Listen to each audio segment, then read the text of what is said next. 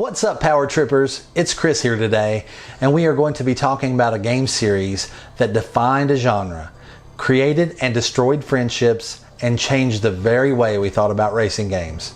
And that series is Mario Kart.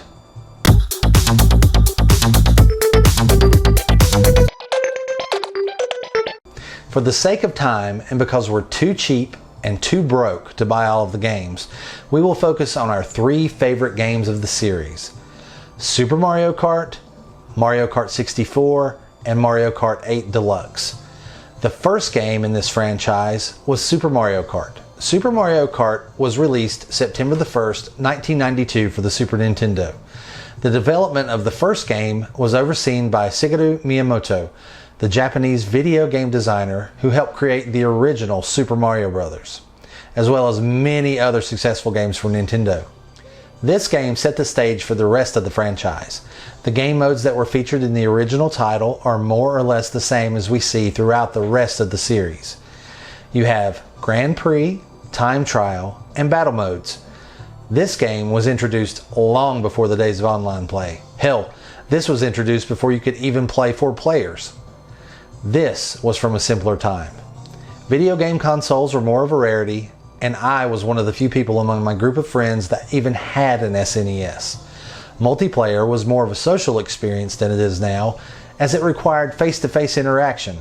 And instead of a 10-year-old kicking your ass and cussing you out over the internet, it was your buddy from down the street yelling obscenities at you from 3 feet away. And the fights would inevitably involve someone throwing a controller, followed by a week of not talking, before they decided to come back over and play again. At any rate, and story time concluded, this was a really fun game. Different tracks, use of weapons and power-ups, varied modes, and multiplayer action kept this game entertaining and the replay value high.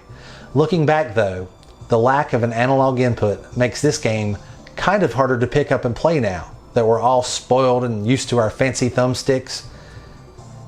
The next game we're going to be talking about is Mario Kart 64. A game released in 1996, it had features like true 3D polygon graphics and support for up to 4 players. Like a lot of games for the system, Nintendo and their A-team of title originality experts decided that they should use the base title from the rest of the series and slap a 64 on the back end of it. And Viola, Mario Kart. My annoyance with the N64 game titles aside, this game was a truly groundbreaking release. The N64 may have had one of the strangest controllers ever. But that weird 3-handled piece of plastic crap had something that is absolutely necessary for playing a racing game, and that is this analog stick. The game modes stay basically the same except in Grand Prix mode. The races are 3 laps instead of 5.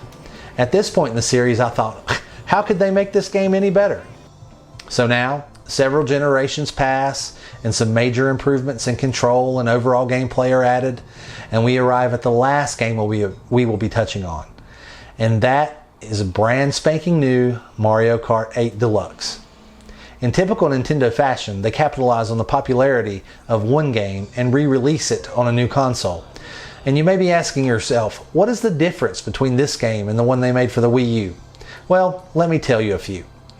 The first is the introduction of a couple of new characters like Bowser Jr., Dry Bones, King Boo, and Gold Mario from the Mario series, along with Inkling Boy and Inkling Girl from the Splatoon series. There are also new tracks, a mirror image track mode, and a 200cc mode. And let me tell you, that 200cc mode is tough and fast.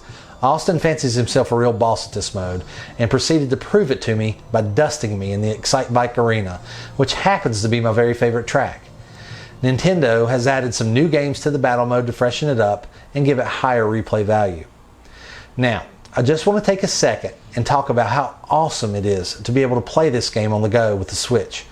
In my opinion, portable games should be something that you can pick up and put down as the situation permits. Being able to jump into a quick race and be done in a few minutes makes this game super car ride or commute friendly.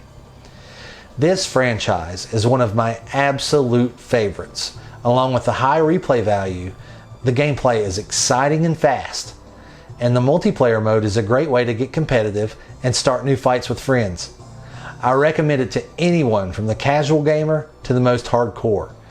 This series, and especially its newest installment, has something for everyone. Well, that'll do it for this video, but do me a favor. If you've had a chance to play Mario Kart 8 Deluxe, let us know your favorite track down in the comments. We are interested to see what you think. Until next time.